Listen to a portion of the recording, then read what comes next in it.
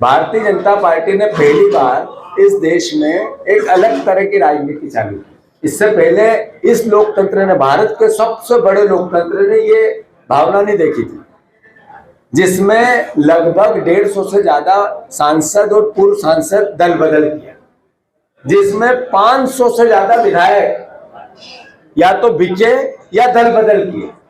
अब नई परंपरा है कि जो क्रेशर चलाता है, जिसको रॉयल्टी नहीं देनी है, करप्शन करना चाहता है, उससे बात करो और उसको अपनी पार्टी में लेके आ जाओ। जिसको बस चलाना बिना परमिट से, जैसे गुना में चल रही थी, भारतीय जनता पार्टी का ही नेता था ना, जिसमें 11 लोग स्वाह हो गए, परमिट बिगैर बस चलाना हो, भारतीय जनता पार्टी में आना।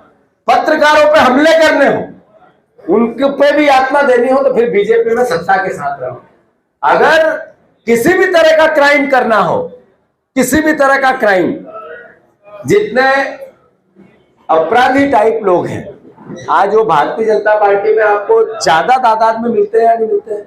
जिनके ट्रैक रिकॉर्ड अपराध से जुड़े हुए हैं, जो जुए सट्टे चलाते हैं, वो भारतीय जनता पार्टी में मिलते हैं या नहीं मिलते हैं? अगर गलत हो तो आप अपने अंतर मन में भी समझे इस बात को। तो दूर दूर की बातें हैं, पर ऐसे लोग जिनका मन कच्चा है, जिनके दिमाग में स्पष्टता नहीं है, जिनको ये पता है कि कांग्रेस पार्टी वो पार्टी है जिसमें आइडियोलॉजी के साथ देश को आजाद कराया और देश की उन्नति के लिए भी शहादत दी, आज लोकतंत्र की रक्षा के लिए भी शहादत देने की जिसकी इच्छा हो, उसमें कांग्रेस में उसका स्वागत है। और जिसको रॉयल्टी खानी हो, जिसको बस का परमिट चलाना हो, छोटे मोटे धंधे करने हो, वो भारतीय जनता पार्टी को मुबारक। क्राइम और कर्ज के काका हो आप, आदरणीय मोहन यादव जी। ये है आपसे, आप भी भोपाल में है, शिवराज सिंह जी चौहान भी भोपाल में है। अभी शिवराज सिंह जी चौहान कैसा फील कर रहे हैं, कैसा महसूस कर रहे हैं वो भी?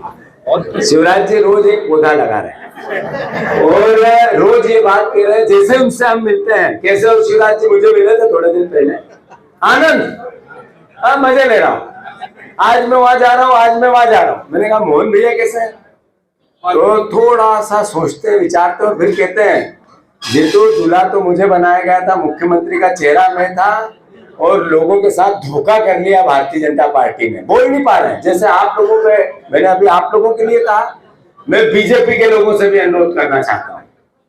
जिस तरीके से लोकतंत्र को छोटा और डराने की भावना के साथ बीजेपी का आपका नेतृत्व देश में ला रहा है, एक दिन बीजेपी के कार्यकर्ता और नेताओं की कद्र भी नहीं बचेगी।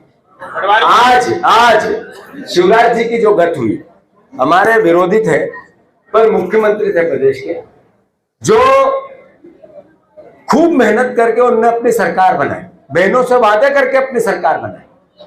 आपने उस लोकतंत्र की, लोकप्रियता की भावना की भारतीय जनता पार्टी ने हत्या की।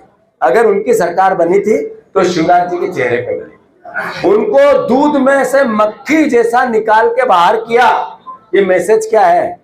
ये मैसेज अनुशासन का नहीं है, ये मैसेज तानाशाही का, कि हम लोगों के मत का और विधायकों के अधिकार का की भावना की कदर नहीं करते हैं।